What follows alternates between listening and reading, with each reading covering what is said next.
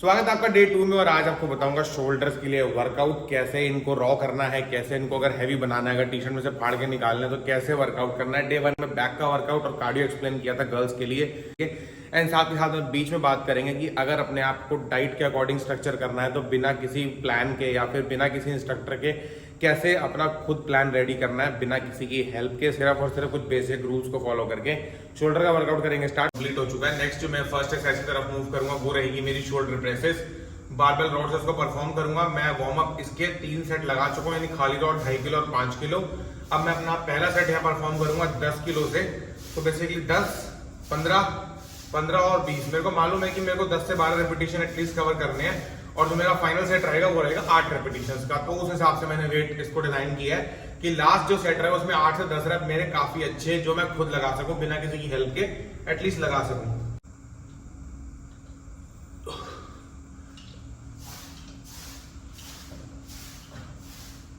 मेरा फोकस है वो है कि फिलहाल में जो आगे का मेरा फ्रंट है, फ्रंट डेल्ट्स को ट्रेन करना है सबसे पहले, फिर बीच में करेंगे मूव मिड शोल्डर की तरफ, फिर लास्ट में करेंगे डेल्ट्स को train.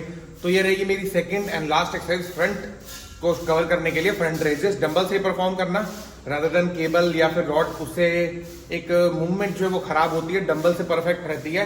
Apart from this 20-20 kilo लेने की जरूरत नहीं है, शोल्डर ट्रेन करने हैं, कमर नहीं ट्रेन करनी। प्रॉपर फॉर्म एक बार चेक कर लेना। 10 किलो 12.5 किलो के डंबल इसमें इनफ रहते हैं। रेपिटेशन अपने हिसाब से बढ़ा सकते हो, कम भी कर सकते हो। 12.5-15 किलो का डंबल मेरे लिए इनफ रहता है 8 से 10 रेप पर साइड लगाने के लिए।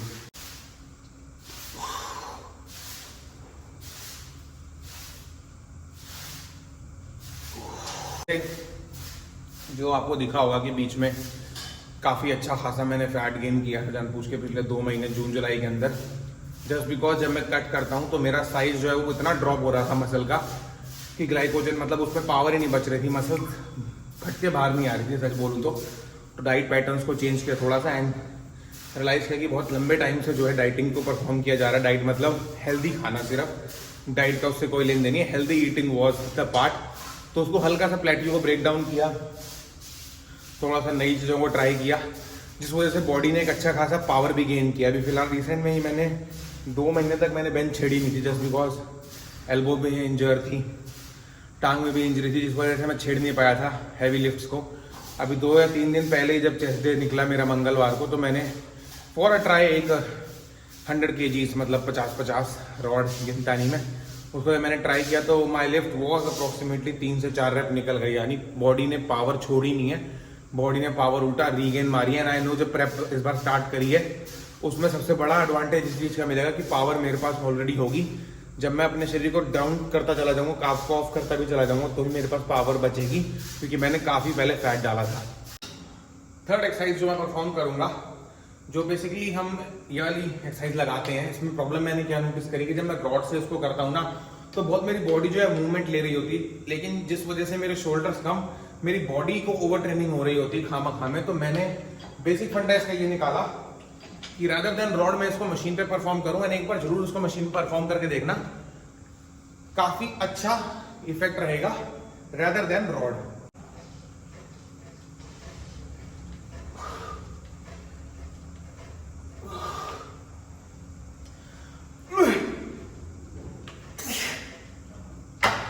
ऑब्जर्व किया है कि लोग साइड रेजेस को परफॉर्म करने के लिए अपनी केबल क्रॉस लगा लेंगे और आगे पीछे उसको तिरछा मारते रहेंगे। देखो बात साइड रेजेस के अंदर ना सिर्फ और सिर्फ डेफिनेशन और फॉर्म की होती है कि फॉर्म आपका कितना अच्छा है, इसमें आप कितना वेट लगा रहे हो दैट डजंट मैटर। लेकिन अगर कोई एडवांस एथलीट है या फिर कोई एनहांस्ड एथलीट है, वो इस एक्सरसाइज को गलत भी परफॉर्म कर रहा है ना, तो उसको मालूम है कि उसकी मसल्स के अंदर कितनी पावर है, उसकी मसल मेमोरी कितनी अच्छी है, वो उसी को कैप्चर कर लेगी। लेकिन बीइंग अ बिगनर अगर आप उसको यूज कर रहे हो तो बिल्कुल गलत है। सबसे बेटर रहेगा डंबल साइड रेजेस के लिए। चौथी एक्सरसाइज 5 से 6 सेट एटलीस्ट लगाने हैं इसके।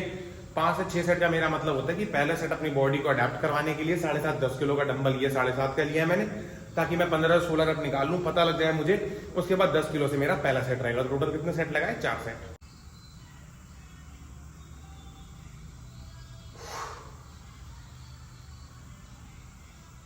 सबसे इफेक्टिव एंड बेस्ट एक्सरसाइज जो रहेगी ना बैक डेल्ट्स को ट्रेन करने की, वो रोप से रहती है। बटरफ्लाई से दिक्कत क्या आती है, हम लोग बटरफ्लाई से परफॉर्म तो कर रहे होते हैं, लेकिन अपर डेल्ट्स की जगह मेरा मिडल ब्लैक का जो स्ट्रक्चर है वो ज्यादा ट्रेन होता है। इसलिए ट्राई करो रोप से परफॉर्म करने का। एक बार दिखा देता हूँ, हल्का सा अपनी हाइट के बराबर इसको रखना और लेके आना है इसको नाक के ऊपर, और उसको पूरा ग्रिप की जगह ना, पूरे ग्रिप की जगह सिर्फ 2 उंगली से एक बार या 3 उंगली से पकड़ने की कोशिश करना। एंड बॉडी को जब पास लाओगे ना, कोशिश ये करना कि बैक डेल्ट जो है ना वो आपस में कॉन्ट्रैक्ट हो, ज्वाइन होने की कोशिश करें, मजा आ जाएगा।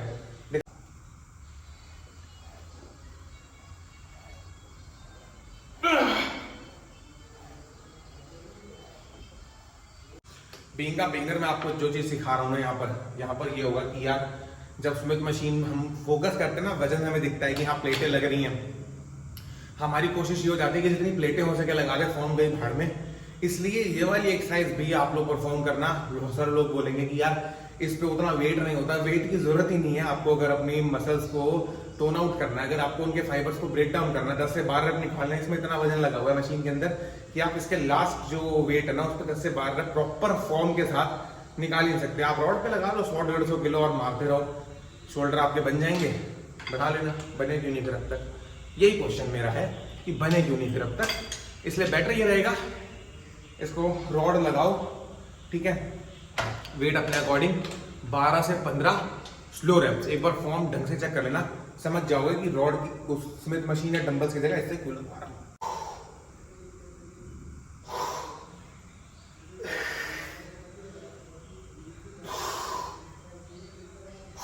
आज का जो क्वेश्चन है वो ये था कि यार जो योगीज थे पहले वो एक टाइम का खाना खाते थे, लेकिन आजकल हमारे बीच में बहुत मिथ फैल गया है। कोई बोल रहा है एक टाइम खाना खाओ, कोई बोल रहा है 2 टाइम खाओ, कोई बोल रहा है 3 टाइम 4 टाइम। इसको बिल्कुल रिजॉल्व करूंगा आपके लिए। मान के चलो कि पहले जो योगीज थे, पहले दुनिया में हेल्पिंग नेचर अच्छा खासा था, उनको फूड वगैरह जो थी उनकी कंजप्शन थी वो मिल जाती थी, उनको 1-2 गले मतलब इधर उधर ज्यादा घूमना नहीं पड़ता था। अब आप एक एग्जाम्पल लेके देखो, चलो मैं सुबह ट्रेनिंग देता हूँ किसी और को, फिर मेरी 9 to 6 जॉब है, अपार्ट फ्रॉम दिस मैं शाम को आके ट्रेनिंग करता हूँ। तो क्या मैं दिन में एक मील के ऊपर चल सकता हूँ?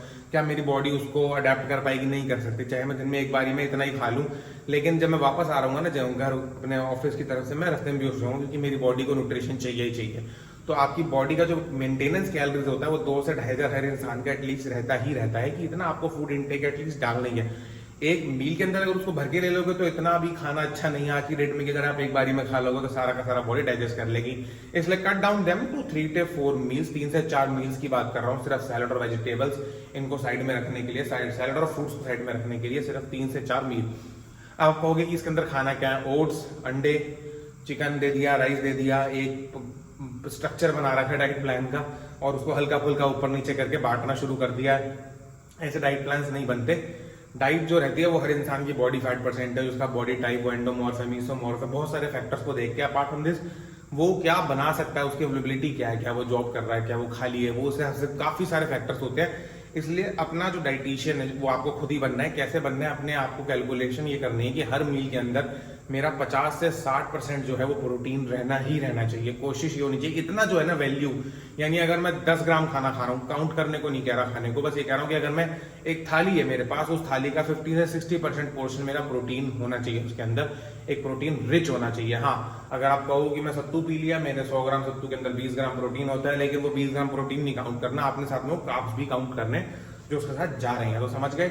यानी एक मील के अंदर आपका जो प्रोटीन का परसेंटेज होना चाहिए वो रिच रहना चाहिए, मतलब 50 to 60% होगा, तो आप ऑटोमेटिकली बॉडी में एनर्जी भी अच्छी खासी आएगी, सुस्ती भी नहीं आएगी, वर्कआउट भी अच्छा कर पाओगे। अपार्ट फ्रॉम दिस डाइट अपने आप नोटिस करोगे ठीक होती जा रही है। डाइट नहीं बोलूंगा इसमें, हेल्दी ईटिंग बोलूंगा।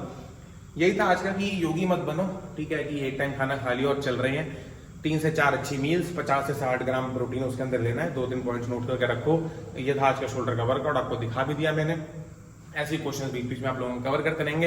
प्यार दिखाओ थोड़ा सा चैनल को, नंबर थोड़े से कम हो गए हैं पहले से, मुझे मालूम है कि हाँ थोड़ा सा वीडियो जो थी फिटनेस प्लस रोस्टिंग दोनों चल रही थी, लेकिन रोस्टिंग भी समाज के लिए मैं वही मैसेज आप लोगों को भेज रहा हूँ कि जो मेरे को लगता है कि सोसाइटी में गलत चल रहा है उसको मैं पोर्ट्रे करके दिखाता हूँ अपने स्टाइल में। तो ये था आज का वीडियो। प्यार दिखाना जरूर एंड कमेंट करके बताना कि आप लोगों को बॉडी में चेंजेस कैसे लग रहे हैं।